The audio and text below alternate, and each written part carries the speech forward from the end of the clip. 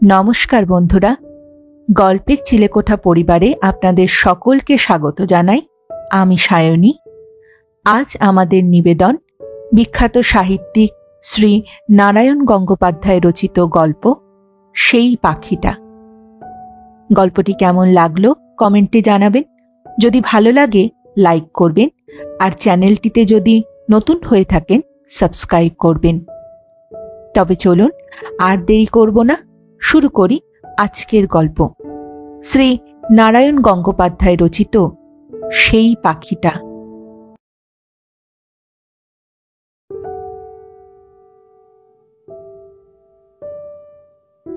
বাড়িটা শহরের প্রায় শেষ মাথায়। এদিকের রাস্তাটা এগিয়ে এসেছে সাপের মতন পাকে পাকে। ডান দিকের খাড়া পাহাড়ের ওপর বোটানিক্যাল গার্ডেনের গাছপালা কালো অন্ধকারে তলানো। বাঁ দিকে খাদ। খাদের দিকে সব জায়গায় রেলিং নেই। অসতর্ক মোটর গাড়ির জন্য মৃত্যুর ফাঁদ পাতা রয়েছে মনে হয়। সেজন্যে সন্ধ্যার পর কচ্ছিৎ কখনো এই অঞ্চলে গাড়ি আসে। বিরল বসতি এলাকাটা সূর্য ডোবার পরেই প্রায় নির্জন হয়ে যায়। এই পথ ধরেই একটা আহত জন্তুর মতো এগিয়ে আসছিল সঞ্জীব। শুধু রাত তো নয়, ডিসেম্বরের শীতলতম রাত। ইঁদুরে কাটা কাগজের কুচির মতো তুষার ঝরছে অনেকক্ষণ থেকে। শীতের দিনে পাহাড়ি ঝর্ণার জলোচ্ছ্বাস। মৃতপ্রায় জ্যোতিহীন হাইড্রো ইলেকট্রিকের বাতিগুলো আলো দিচ্ছে না। কয়েকটা আরক্তিম ঘোলাটে চোখের মতোই তাকিয়ে আছে কেবল। ফার্নের পাতা থেকে খড়খড় করে ভুতুড়ে আওয়াজ উঠছে। আঁকা বাঁকা পথটার ওপর তুষারের কুচি জমেছে। আড়ষ্ট হাতে মাথা মুখ সাফ করতে করতে যেন সেই পথ ধরেই মহাপ্রস্থানের পথে চলেছে সঞ্জীব। স্টেশন থেকে কতখানি রাস্তা? 2 মাইলের কম নয়। এতখানি পথের ওঠা নামা ভেঙেও সঞ্জীব এতটুকু উত্তপ্ত হতে পারছে না। বাইরে থেকে ডিসেম্বরের শীতলতম একটি রাত যেন তার রক্তের মধ্যেও গিয়ে বাসা বেঁধেছে। নাকের ডগায় অসহ্য একটা যন্ত্রণা বোধ হচ্ছে। বারবার সেখানে আঙুল ঘষতে ঘষতে সঞ্জীবের মনে হচ্ছিল সে যেন জ্যাক লন্ডনের একটা বীভৎস গল্পের নায়ক। মেরুর শীতল শ্বেত অনন্তের মধ্যে পথ হারিয়ে যে ধীরে ধীরে মৃত্যুর গভীরে স্তব্ধ হয়ে গিয়েছিল। কিন্তু মৃত্যুর প্রশ্ন এখনো নয়। যদিও বুকে পিঠে ব্রঙ্কিয়াল প্যাচের অনুভূতিটা এই শীতের ছোঁয়াচ লেগে অনেকখানি প্রখর হয়ে উঠেছে, তবু এখনো অনেক দিন বাঁচতে হবে সঞ্জীবকে। বাঁচার যেমন কোনো অর্থ নেই, মৃত্যুও তেমনই সমান নিরর্থক। তবু বেঁচে থাকাটাই অভ্যেস হয়ে গিয়েছে। অন্তত আজ রাতে সে জ্যাক লন্ডনের গল্পের নায়ক হতে চায় না। আর বিশেষ করে তুষার ঝরাই নির্জন সরীসৃপ পথটা দিয়ে কাঁটাওয়ালা পাইন পাতার খড়খড় আওয়াজ শুনতে শুনতে যখন 2 মাইল সে পার হয়ে এসেছে, আর ওই সামনের ছোট কাঠের বাড়িটার কাঁচের জানলায় লাল পর্দাটা যখন লালচে আলোয় লাইট হাউসের মতো জেগে আছে, সেই তখন কিছুতেই না। বাড়িটার সামনে এসে মিনিট খানেকের জন্য সঞ্জীব দাঁড়িয়ে পড়ল। 2 হাত একসঙ্গে ঘষল একবার। নাক মুখ দিয়ে কয়েকটা বড় বড় ধোঁয়ার নিঃশ্বাস ফেলল। তারপর পাথরের সিঁড়ি বেয়ে পা টেনে টেনে গোটা 8 ধাপ উঠে টকটক করে দরজায় টোকা দিল কয়েকটা। দরজা খুলল সুনন্দাই। ঘরের ভেতর থেকে লালচে আলোর রেখা সুনন্দার দুপাশ কাটিয়ে মাথার ওপর দিয়ে সঞ্জীবকে একটা বিচিত্র মূর্তিতে রূপান্তরিত করল। মনে হলো তার কিছুটা বাস্তব এবং অনেকটাই অবাস্তব। তুষারের কুচি ছড়িয়ে আছে একমাথা বন্য চুলের ওপর, গায়ের কোটের কাঁধে ও কলারেও। 2 ক্লান্ত চোখ অন্ধকারে মগ্ন। সুনন্দা সর্বাঙ্গে একটা দুঃসহ শিহরণ অনুভব করল। বলল, কে আপনি? আমাকে চিনতে পারলে না? আমি সঞ্জীব, সঞ্জীব মুখার্জি।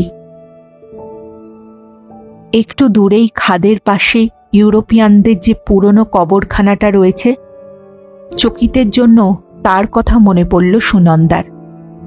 মনে হলো সেই সব শ্যাওলা ধরা কোনো হিমার্ত সমাধির আবরণ সরিয়ে কে যেন এসে দাঁড়ালো। 50 বছর আগে পাথর মাটির গভীরে যাকে চিরনিদ্রায় শুইয়ে দেওয়া হয়েছিল, সেরকম কেউ। কিন্তু তাহলে সঞ্জীব মুখার্জি নামটা সে অন্তত উচ্চারণ করত না। ঠান্ডা বসা ভারী গলাটা একবার পরিষ্কার করে নিতে চেষ্টা করল সঞ্জীব। একটুখানি হাসতেও চাইল বোধহয়। তারপর বলল,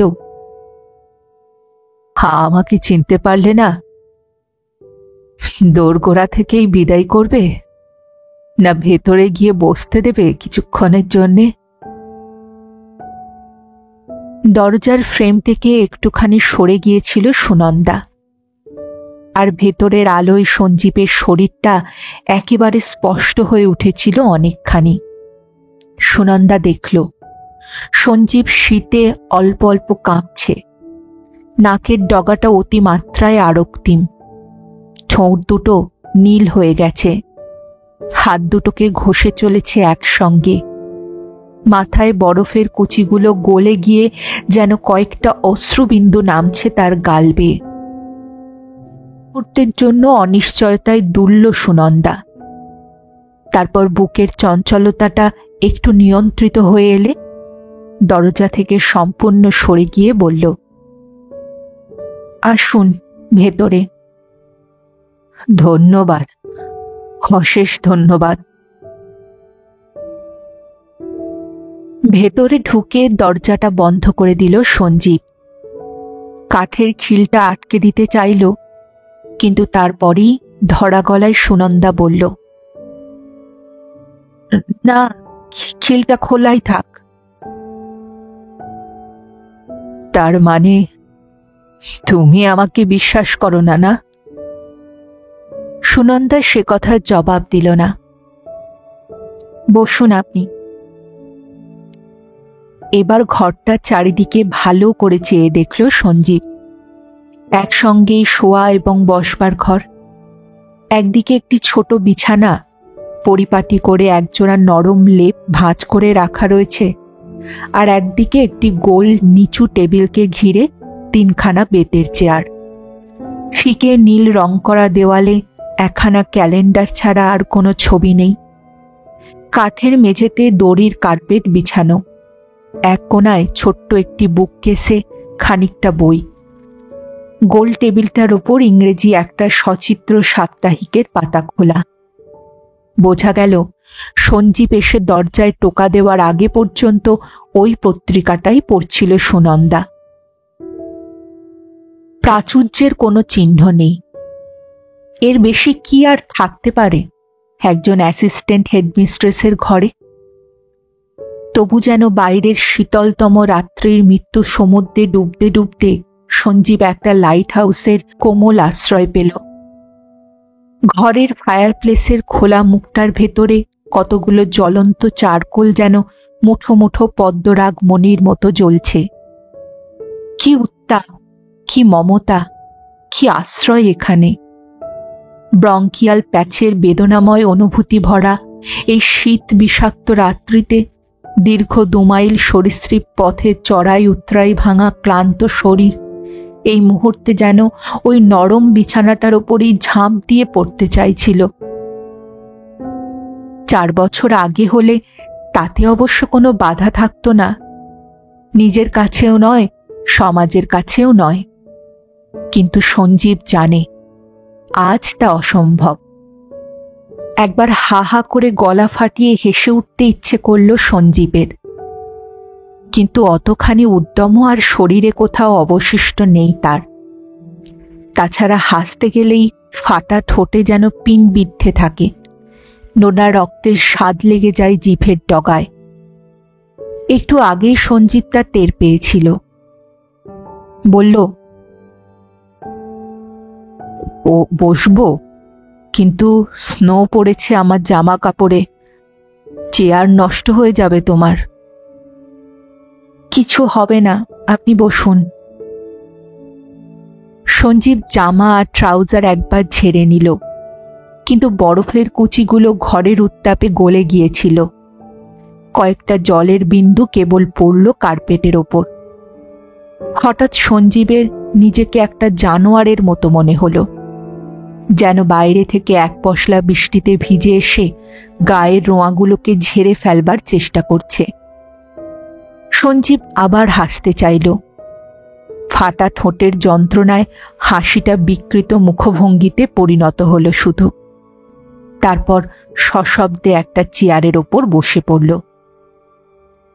বাইরে এখন তুষার ঝরছে, আরো বেশি করেই ঝরছে হয়তো। বাইরের পাতাগুলো থরথর করে ভুতুড়ে আওয়াজ তুলছে নির্জন বাঁকা পথটার ধারে। নিষ্ঠুর শীত চারিদিকে রচনা করে চলেছে মেরুর মতো শ্বেত মৃত্যুর বিস্তার।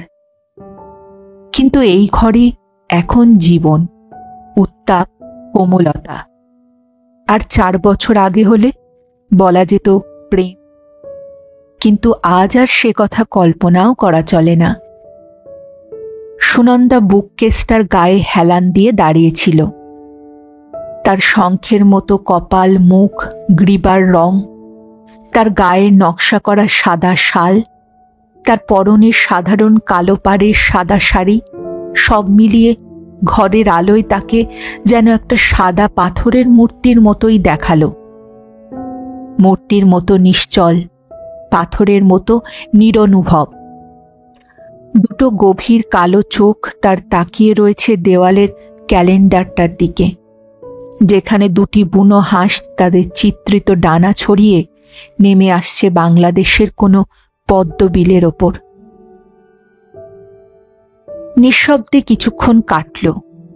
কতক্ষণ কাটল সঞ্জীব নিজেও জানে না। তার হাতে ঘড়ি ছিল না, এই ঘরটাতেও নেই। আর বসে বসে তার ঝিম এসে গেল। ক্লান্ত ঘাড়টা কুঁজো হয়ে নেমে পড়তে চাইল বুকের ওপর। ঘরের তপ্ত গভীর আরাম দুহাত বাড়িয়ে তাকে যেন একটা অচেতনতার মধ্যে টেনে নিতে চাইল। চোখের পাতা দুটো ঝুলে পড়তে চাইল দুটো ভারী পর্দার মতো। ঘুমিয়ে পড়তে পারে সঞ্জীব। এই মুহূর্তেই কুণ্ডলি পাকিয়ে এই চেয়ারটার ভিতরে সে ঘুমিয়ে পড়তে পারে। কিন্তু সঞ্জীব জানে এখানে ঘুমোবার দাবি আর তার নেই। তাই জোর করে পিঠ সোজা করে তুলল সে। প্রয়োজনে চাইতেও বেশি করে ছড়িয়ে দিল চোখ। দাঁতের ঠকঠকানি অনেকখানি নেমে গিয়েছিল। খানিকটা সহজ স্বাভাবিক সুরে সঞ্জীব বলল,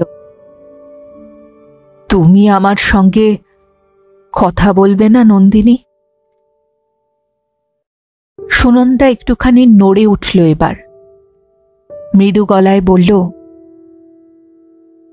ভুল করছেন, আমার নাম সুনন্দা। ঠিক কথা, সুনন্দাই বটে।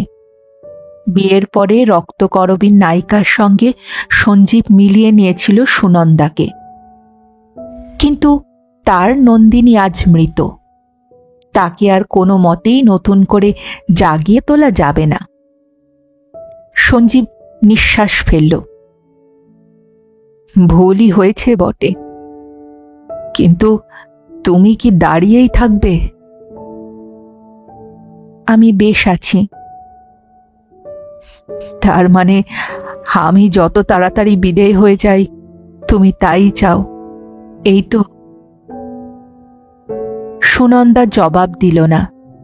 একবার ভদ্রতা করে পর্যন্ত বলতে পারল না, না না, তা নয়, তা নয়।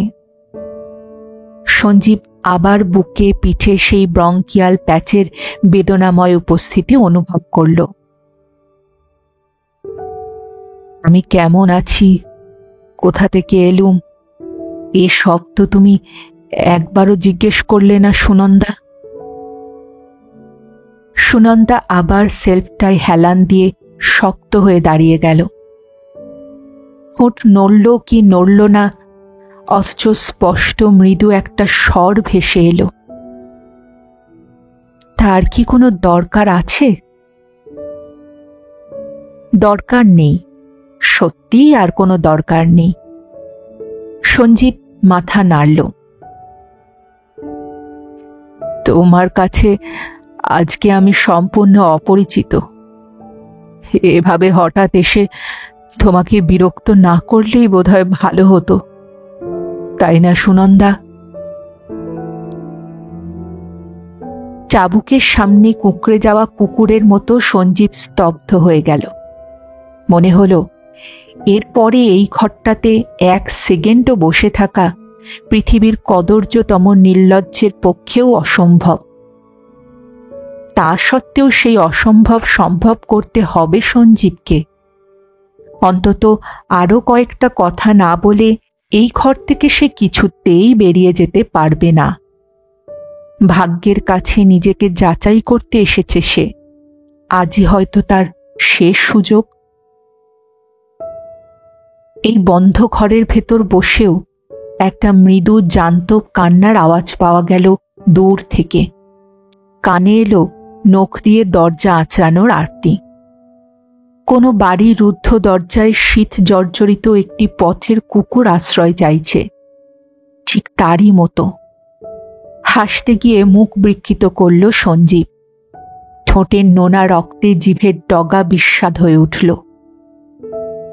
যদিও জানত পকেটের শেষ সিগারেটটা 3 ঘন্টা আগেই শেষ হয়ে গেছে, তবুও কোনো একটা মিরাকেলের আশায় কোটের ডান পকেটটা একবার হাতড়ালো সঞ্জীব। সিগারেট পাওয়া গেল না। ভেতরকার ছেঁড়া লাইনিংয়ের মধ্যে আঙুলগুলো যেন একটা অসীম শূন্যতার স্পর্শ অনুভব করল। হাতে ঠেকল ময়লা রুমালটা। হিংস্রভাবে সেটাকেই টেনে বের করল সঞ্জীব। চেপে ধরল ঠোঁটে। রক্তের কয়েকটা বিন্দু ফুটে উঠল তারও। সেই রক্তবিন্দুগুলোর দিকে তাকিয়ে সঞ্জীবের চোখের দৃষ্টি ঝাপসা হয়ে আসতে লাগল, যেন একটা দুর্বোধ্য ভাষায় লেখা লিপির পাঠোদ্ধার করতে গিয়ে তার মস্তিষ্কে একটু একটু করে মেঘ ঘনিয়ে এলো। কিন্তু আবার দূর থেকে শোনা গেল শীত জর্জরিত সেই কুকুরটার গোঙানি, তার নখের আওয়াজ। দ্বিতীয়বার জেগে উঠল সঞ্জীব। সুনন্দা, আমাকে কি ক্ষমা করা যায় না? এমন অদ্ভুত হীনতা নিয়ে কথাটা বলল যেন নিজের গলার স্বর সঞ্জীব নিজেই চিনতে পারল না। বলেই বুঝতে পারল কোনো দরকার ছিল না। এতখানি ছোট হয়ে যাওয়ার কিছুমাত্র প্রয়োজন ছিল না তার। কিন্তু কথাটা যখন মুখ দিয়ে বেরিয়েই গেছে, তখন চূড়ান্ত গ্লানির জন্যই তৈরি হতে হলো তাকে। সুনন্দা বলল, আমি আপনাকে অনেকদিন আগেই ক্ষমা করেছি। তাহলে কি একটা সেটেলমেন্ট? কিসের সেটেলমেন্ট? সুনন্দা হঠাৎ রিজু হল। গভীর কালো চোখ দুটো লালচে আলোয় পিঙ্গল হল। একবার ধারালো হয়ে উঠল গলার স্বর। সঞ্জীব দৃঢ় হল। প্রাণপণ চেষ্টায় নুয়ে আসা শরীরটাকে অস্বাভাবিকভাবে সবল করতে চাইল। অকারণে গলাটা পরিষ্কার করে নিয়ে বলল, তুমি তো জানো সেই বিশ্রী মামলাটার পরেই নিহারিকা সুইসাইড করেছিল। এবার একটা উদ্যত বজ্রের মতো যেন তৈরি হয়ে দাঁড়ালো সুনন্দা। অসহ্য ঘৃণা ঠিকরে পড়ল চোখ থেকে। জানি আপনি যে সেই খুনটা করেছিলেন, কাগজে আমি তা পড়েছি। সে বিষ খেয়েছিল, পুরো 1 শিশি কার্বলিক অ্যাসিড। আমি তখন জেল খাটছিলাম। কোনো তফাৎ হয় কি তাতে? হয়তো হয় না, তার মৃত্যুর জন্য আমিই দায়ী। কিন্তু সুনন্দা, পৃথিবীতে সব পাপেরই তো প্রায়শ্চিত্ত আছে। না, নেই। অনেক পাপ এমন আছে চরম দণ্ড ছাড়া তার কোনো প্রায়শ্চিত্ত হয় না। অতখানি পর্যন্ত ছুঁতে পারিনি আপনাকে, সেইটাই আপনার ভাগ্য। সঞ্জীব বলল, তার মানে তুমি বলতে চাও বাইগ্যামির চার্জে আমার ফাঁসি হওয়া উচিত ছিল? আপনার কাছে বাইগ্যামি কিছুই নয়, কিন্তু আপনার এই খেলাটুকু মেয়েদের পক্ষে কত বড় সর্বনাশ সেটুকু বোঝবার মতো শক্তি আছে আপনার? মন আছে? এতক্ষণের প্রায় নিরাসক্ত শীতলতা থেকে এইবারে ধীরে ধীরে আগ্নেয় হয়ে উঠতে লাগলো সুনন্দা। নিহারিকার আত্মহত্যা থেকে কিছুই কি আপনি বুঝতে পারেননি? সঞ্জীব মাথা নামিয়ে ফেলল। চোখের দৃষ্টি পড়ে রইল নিচের কার্পেটটার ওপর। কি অদ্ভুতভাবে দূরে সরে গেছে সুনন্দা, কি নিদারুণ নিষ্ঠুর হয়ে উঠেছে সে। মেয়েরা যখন কঠোর হয় তখন তার আর কোনো সীমা থাকে না। মনের জোরটাকে চেষ্টা করেও আর ধরে রাখা যাচ্ছে না। বরফের কুচিগুলোর মতোই গলে জল হয়ে যাচ্ছে। সঞ্জীব অনুভব করল যেন মুঠোয় করে খানিকটা পারদ আঁকড়ে রাখতে চাইছে সে। আঙুলের ফাঁকে ফাঁকে পিছলে সরে যাচ্ছে, তবুও সেটা ধরা যায় না। তবুও ধরবার জন্য কি অদ্ভুত পণ্ডশ্রম। তবুও মুখ তুলল, তবুও কৈফিয়ত দিতে চাইল। বলল, জানো তো, সেই সাব ডিভিশনাল টাউনে আমি তখন পোস্টেড। একা থাকতুম, কি করে যেন দুর্বলতা এসে গেল। পাশের বাড়ির মেয়ে, ভদ্রলোক অত্যন্ত দুস্থ, মেয়েটাকে মাঝে মধ্যে বিনা পয়সায় পড়াতুম। তাই বুঝি এইভাবে তার পারিশ্রমিক তুমি, মানে আপনি আদায় করে নিলেন? না, অ্যাডভান্টেজ আমি নিইনি। কার্পেটের দিকে আবার দৃষ্টি নামালো সঞ্জীব। যে যুক্তির কোনো দাম নেই একান্ত নির্বোধের মতো সেইটাই তুলে ধরল ম্লান গলায়। আমি নিহারিকাকে বিয়ে করেছিলুম। তোমার স্ত্রী বেঁচে থাকতেও? এবার ভুলটাকে শোধরাবার কথা ভুলে গেল সুনন্দা। তুমি বোধহয় ভেবেছিলে ট্রেনিং থেকে আর আমি ফিরে আসব না, আর ফিরেও যদি আসি দুপাশে দুই যুগল মূর্তি নিয়ে তুমি সিংহাসনে বসবে, আর রাত্রে দুই মহিষীর একজন তোমার মাথা টিপে দেবে, 2 নম্বর পদসেবা করতে থাকবে। নন্দিনী, ক্ষমা করবেন আমাকে, আমার নাম নন্দিনী নয়, সুনন্দা। আবার চুপ করল সঞ্জীব। আবার পিছলে যাওয়া খানিকটা পারদকে ব্যর্থ চেষ্টায় মুঠোর মধ্যে ধরে রাখবার চেষ্টা করতে লাগল। বাইরে সেই কুকুরটার গোঙানি আর আঁচড়ানি নতুন উদ্যমে শুরু হয়েছে। হয়তো বাড়িতে কোনো লোক নেই, হয়তো কেউ শুনতে পাচ্ছে না, হয়তো শুনেও শুনতে চাইছে না। এইবারে ফাটা ঠোঁটের যন্ত্রণাটাকে সম্পূর্ণ উপেক্ষা করে খানিক নির্লজ্জ হাসি হাসল সঞ্জীব। অন্তত হাসা ছাড়া আর তার কিছু করবারও ছিল না। তার শাস্তি তো তুমি দিয়েছ সুনন্দা। আমাকে জেল খাটতে হয়েছে, নিহারিকা আত্মহত্যা করেছে, তুমি ডিভোর্স নিয়েছ। সুনন্দার চোখ দুটো এবার সোজা এসে সঞ্জীবকে বিদ্ধ করল। সব দোষ আমার। কি বলো, আমি মিথ্যেই তোমায় জেলে পাঠালুম, নিহারিকাকে আত্মহত্যা করতে অনুরোধ করলুম, পতিব্রতার ধর্ম সম্পূর্ণ লঙ্ঘন করে বিবাহ বিচ্ছেদ ঘটালুম, আর তুমি নির্মল নিষ্পাপ শুধু পরের দুঃখে বিচলিত হয়ে নিজের বিবাহিত পরিচয় গোপন করে একটি গরিবের মেয়ের দায় উদ্ধার করলে। আমার অপরাধ তো আমি কখনো অস্বীকার করিনি সুনন্দা। যেন মৃত্যুর ওপার থেকে একটা বিদেহী সত্তার গলায় কথা কইতে লাগলো সঞ্জীব। জেলে যাওয়ার অপমানের চাইতেও অনেক বেশি লজ্জায় আর গ্লানিতে তিলে তিলে আমি জ্বলে যাচ্ছি। দেওয়ালের গায়ে মাথা ঠুকে ঠুকে আমার মরতে ইচ্ছে হয়েছে। আমি যে কিভাবে দিনের পর দিন। ও, এসব কথাই কি আজ বলতে এসেছো আমার কাছে? সুনন্দা ব্যঙ্গে কুটিল হয়ে উঠল। কিন্তু কিছুমাত্র দরকার ছিল না গো। তুমি অনুতাপের আগুনে তিলে তিলে শুদ্ধ হয়ে উঠেছ, খুব সুখের কথা। এইবার শান্ত চিত্তে তুমি নিহারিকার জন্য ধ্যান করে বাকি জীবনটা কাটিয়ে দাও। তোমার আত্মা স্বর্গের দিকে অগ্রসর হোক। বাইরের কুকুরটা একটা তারস্বর আর্তনাদ তুলে ছুটে পালাচ্ছে মনে হলো। খুব সম্ভব বিরক্ত হয়ে দরজা খুলে কেউ একঘা লাঠি বসিয়ে দিয়েছে তাকে। অনেক দূর পর্যন্ত একটা করুণ কান্নার রেশ এগিয়ে চলেছে।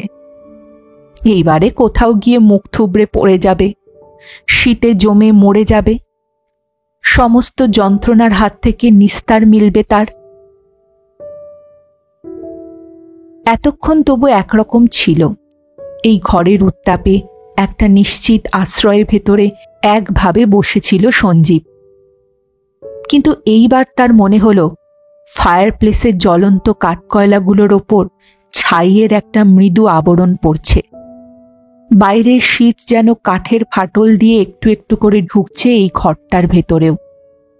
তার সেলাই খুলে যাওয়া কোটটার মাঝখানে কয়েকটা তীক্ষ্ণ ফলকের মতো প্রবেশ করছে সেই শীত। বুক পিঠের যন্ত্রণার কেন্দ্রগুলোতে এক একটা তীরের মতো বিঁধে যাচ্ছে তারা। সঞ্জীব আবার হাত দুটোকে ঘষতে আরম্ভ করল। হঠাৎ দেখল একজোড়া সাদা দস্তানা সুনন্দার মণিবন্ধ পর্যন্ত আড়াল করে আছে।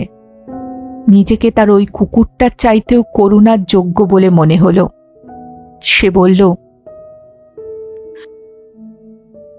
আমরা তো আবার নতুন করে শুরু করতে পারি। নতুন করে শুরু? কি বলতে চান আপনি? তুমি আমাকে আশ্রয় দিতে পারো। আবার প্রাণপণ শক্তিতে ভেঙে পড়তে যাওয়া কাঁধটাকে যথাসাধ্য সোজা করে নিয়ে সঞ্জীব বলল, give me a chance Sunanda. Chance? কিসের চান্স? বাঁচবার। বাড়ি থেকে চলে এসেছি আমি, সম্পূর্ণ বেকার। শরীরটাও ভালো যাচ্ছে না গো। সরকারি চাকরি আর পাবো না, কিন্তু কোথাও একটা ফার্মে টার্মে কিছু কাজ জোগাড় করতে পারি। এখনো যথেষ্ট দেরি হয়ে যায়নি, আবার আমি উঠে দাঁড়াতে পারি। তা পারো। মাত্র 32-33 বছর বয়স তোমার। সব তুমি শুরু করতে পারো নতুন ভাবে। কেবল বিপন্ন দেখলেই তাকে উদ্ধার করবার বদ অভ্যেসটা তোমায় ছাড়তে হবে। মানুষের কি কোনোদিন ওই শিক্ষা হয় না? তার পরীক্ষা হয়নি, অন্তত তোমার দিক থেকে নয়। সঞ্জীব কি যেন বলতে যাচ্ছিল। কাঁচের জানলায় ঝটপট করে আওয়াজ উঠল খানিকটা। চমকে দুজনেই একসঙ্গে চেয়ে দেখল সেদিকে। কি একটা পাখি, হয়তোবা পেঁচা, হয়তো শীতের রাত্রে নির্হারা আর কেউ। বাইরে যে অনিবার্য মৃত্যু একটু একটু করে আরো নিষ্ঠুর হয়ে উঠছে। তার হাত থেকে বাঁচবার জন্যে আলো জ্বলাই জানলাটার দিকে ছুটে এসেছে হয়তো, মাথা খুঁড়ছে কাচের গায়ে। সঞ্জীব বলল, সুনন্দা, জানালাটা খুলে দাও, ঠান্ডায় ওটা মরে যাবে। কঠিন গলায় সুনন্দা বলল, মরবে না, আর কোথাও আশ্রয় পাবে। যদি না পায়? সব মৃত্যুকে ঠেকাবার দায় আমার একার নয়। তোমার মতো মহৎ প্রাণ আমার নেই। সঞ্জীব চুপ করে গেল। এতক্ষণ ধরে যে কথাটা ভেবেও সে ভাবতে চাইছিল না, আর সেটাকে ঠেকিয়ে রাখবার কোনো উপায়ই নেই। সুনন্দা তাকে ক্ষমা করবে না। যে ঘরের দরজা একবার বন্ধ হয়ে গেছে সে আর খুলবে না কোনো দিন। মিথ্যেই পকেটের সবকটা অবশিষ্ট টাকা খরচ করে সে এখানে আসবার জন্যে ট্রেনের টিকিট কেটেছিল। সম্পূর্ণ অর্থহীনভাবে স্টেশনের ওয়েটিং রুমে নিজের সুটকেস বিছানা ফেলে রেখে এই শীত আর স্নোর ভিতরে প্রায় অন্ধের মতো টলতে টলতে এই 2 মাইল রাস্তা পাড়ি দিয়েছিল। তো বড় নির্বোধ মানুষ হয়। জানালার গায়ে মিথ্যে মাথা খুঁড়ে পাখিটা আবার উড়ে চলে গেল। চেয়ে দেখল সঞ্জীব, এইবার তাকেও যেতে হবে, ওই কুকুরটার মতো, ওই পাখিটার মতো। 3 জনের এই একটিমাত্রই পরিণাম। বেঁচে থাকা কিংবা মরে যাওয়া, 2ই এখন এক হয়ে গেছে। 2ই সমান, 2ই অর্থহীন। তবু এতদিন ধরে বেঁচে থাকাটা অভ্যেস হয়ে গেছে বলেই বোধহয় তখনও চেয়ারটাতে বসে রইল সঞ্জীব। কিছুক্ষণ চুপ করে থেকে ভাবতে চেষ্টা করল কোনখানে তাদের মূল আলোচনাটা থেমে গিয়েছিল। মনে করতে পারল না। মাথার ভেতর স্তরে স্তরে কুয়াশা ঘনিয়ে আসছিল, ঠোঁট জ্বালা করছিল। আবার ময়লা রুমালটা চেপে ধরল সেখানে। দুর্বোধ্য কোনো লিপির মতো রক্তের কয়েকটা সূক্ষ্ম রেখা পড়ল। আচ্ছন্ন দৃষ্টি তারই ওপরে ফেলে রেখে সঞ্জীব যেন কিছু একটা বোঝবার চেষ্টা করতে লাগল। আর সুনন্দা, সে একদৃষ্টে চেয়ে রইল তার দিকে। এতক্ষণের বিদ্বেষ, বৃতৃষ্ণা, ঘৃণার আড়ালে যে মানুষটার শরীরকে সে দেখতে পায়নি, শুধু যে একটা ব্যক্তিত্বকে সে বিচার করছিল, এবার তার বাইরেটাকেও দেখল। অদ্ভুত রোগা হয়ে গেছে। লোকটা যে অসুস্থ তাতে কোনো সংশয় নেই। নীলচে ফাটা ফাটা ঠোঁট, চোখ দুটো অন্ধকারে মগ্ন, কপালটা যেন অস্বাভাবিক চওড়া হয়ে উঠে একটা করটির মতো দেখাচ্ছে। কোট ছেঁড়া, তলায় একটা সাধারণ শার্ট দেখা যায়। ভেতরে কোনো স্লিপওভার আছে কিনা সন্দেহ। ব্যারোমিটারের মাত্রা যখন বরফ পড়বার পর্যায়ে নেমে এসেছে, তখন শীত নিবারণের পোশাক এ নিশ্চয়ই নয়। সঞ্জীব এবার স্বগক্তির মতো বললে, আমার জীবনে তাহলে আর তুমি ফিরে আসবে না নন্দিনী? যে করুণাটুকু কণায় কণায় সঞ্চিত হচ্ছিল এক মুহূর্তে উড়ে গেল মন থেকে। সর্বাঙ্গ জ্বলে উঠল সুনন্দার। 6 মাস কাছে না থাকার সুযোগ নিয়ে আর একটা মেয়েকে বিয়ে করে বসতে যার বিবেকে বাঁধল না, সে কিনা ভণ্ড, মিথ্যাবাদী, শয়তান। শালের আড়াল থেকে শঙ্খবর্ণ বাম বাহুটির আরো কিছু অংশ বেরিয়ে পড়ল সুনন্দার। একটা সোনালি ছোট্ট ঘড়ি চিকচিক করছে। সেদিকে চোখ ফেলে বিরস সুরে সুনন্দা বলল, প্রায় 9:15 বাজে। পাড়াটা নির্জন। এরপরে বোধহয় কোনো অনাত্মীয়া মেয়ের ঘরে আপনার থাকা উচিত নয়। অনাত্মীয়া। এবার অনেকখানি বেশি করে হাসল সঞ্জীব। ফাটা ঠোঁটের যন্ত্রণাটা ভুলে গেল একবারের জন্যে। বলতে চাইল, অনাত্মীয়া হলেই বা কি? আজ দুপুরে আমি কিছু খাইনি। তুমি অন্তত 1 পেয়ালা চা আমায় খাওয়াতে পারো সুনন্দা। আরো বলতে চাইল, আমার শরীর আর বইছে না। বাইরে পৃথিবীর শীতলতম রাত, স্নো পড়ছে। না, তোমার ছোট নরম পরিপাটি বিছানাটাতে আমি লোভ করব না। শুধু এই চেয়ারটিতে একটি রাতের মতো আমায় কুকুরের মতো কুণ্ডলি পাকিয়ে পড়ে থাকতে দাও। স্টেশন পর্যন্ত 2 মাইল রাস্তা হেঁটে যাওয়া আর হয়তো আমার শরীরে কুলোবে না। বেঁচে থাকার কোনো গরজ আমার নেই সুনন্দা, কিন্তু অনেক দিন বেঁচে থেকে কেমন অভ্যাস হয়ে গেছে। মরতে আমার ইচ্ছে করছে না। কিন্তু কিছুই বলতে পারল না সঞ্জীব। ফায়ার প্লেসটার দিকে চেয়ে রইল শুধু। আগুনের ওপর ছাইয়ের রেখা ঘন হচ্ছে। আরো কিছু কয়লা দেওয়া উচিত সুনন্দার, হয়তো দেবে। সঞ্জীব চলে যাওয়ার পর তার জন্য এতটুকু উত্তাপও সে আর অপচয় করবে না। সুনন্দা আবার ঘড়ির দিকে চাইল, চেয়ে দেখল সঞ্জীবের দিকে।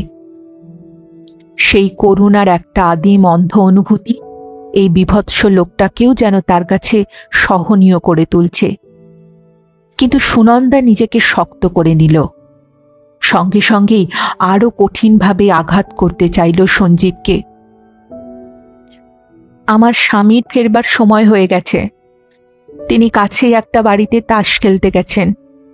তার ফিরে আসবার আগেই আপনার চলে যাওয়া উচিত। ঘরে একজনের জন্য একটি মাত্র নরম বিছানা, পুরুষের উপস্থিতির কোনো চিহ্ন নেই। তবু আগের থেকেই মেঘ ঘনিয়ে আসা সঞ্জীবের মাথায় এই নতুন আঘাতটা এমন সরল মিথ্যাটাকেও আর বিচার করতে দিল না। সঞ্জীব ঘোলাটে চোখ মেলে শুধু একবার বলল, তোমার স্বামী? হ্যাঁ, আমার স্বামী। আপনি কি ভেবেছিলেন যে সারা জীবন আমি আপনার জন্য তপস্যায় বসে থাকব? কিন্তু এই ব্যঙ্গটুকুর বোধহয় দরকার ছিল না। তার আগেই সঞ্জীবের সমস্ত স্নায়ুগুলো অসাড় হয়ে গিয়েছিল। সঞ্জীব আবার শরীরের একেবারে শেষ উদ্যমটুকু সংগ্রহ করে উঠে দাঁড়ালো। জানতুম না, আমি জানতুম না। জানলে তোমায় বিরক্ত করতুম না। আমায় ক্ষমা করো, ক্ষমা করো। এগিয়ে গেল দরজার কাছে, কাঁপা হাতে খুলে ফেলল পাল্লা দুটো।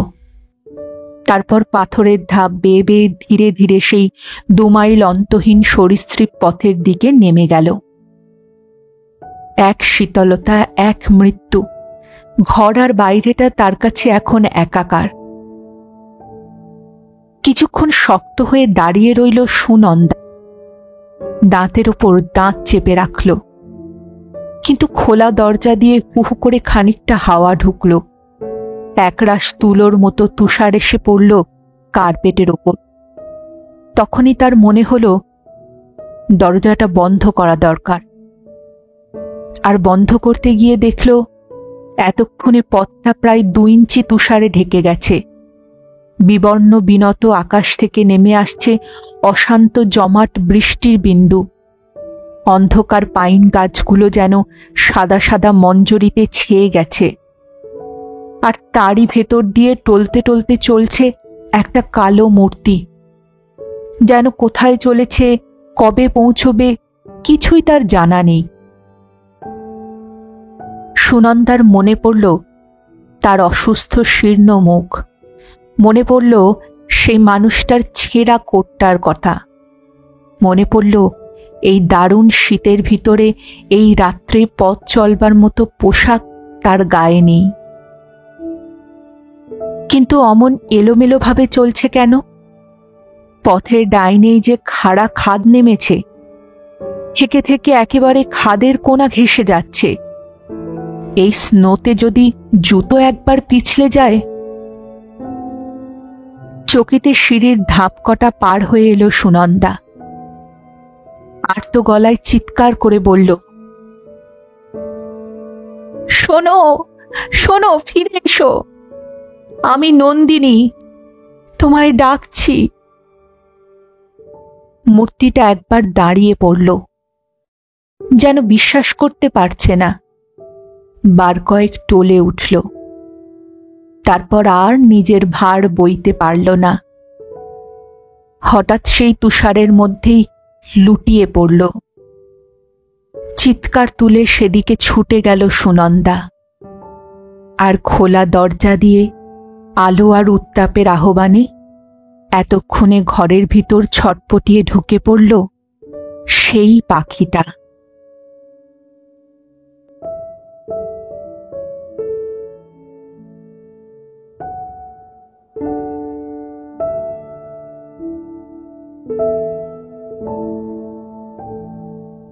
শুনছিলেন আজকের গল্প শ্রী নারায়ণ গঙ্গোপাধ্যায় রচিত সেই পাখিটা।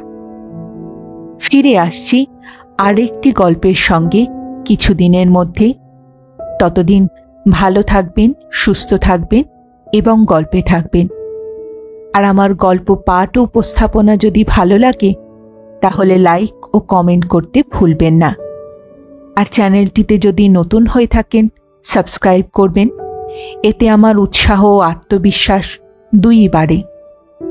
তাহলে আজ এখানেই বিদায় নিচ্ছি, আবার দেখা হচ্ছে। নমস্কার।